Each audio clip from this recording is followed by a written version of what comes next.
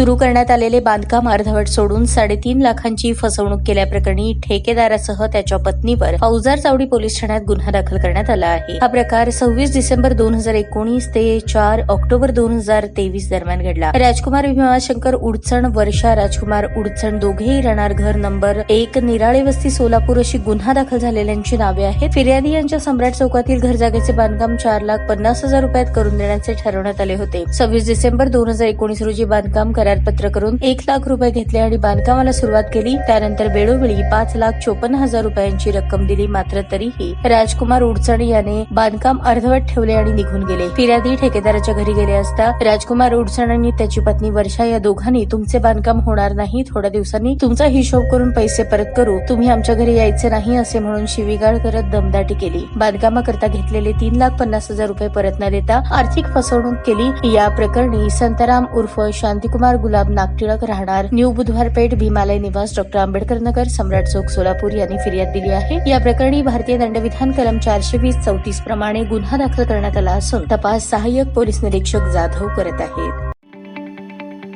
ताज्या बातम्या पाहण्यासाठी प्राईम महाराष्ट्र न्यूज चॅनलला सबस्क्राईब करा।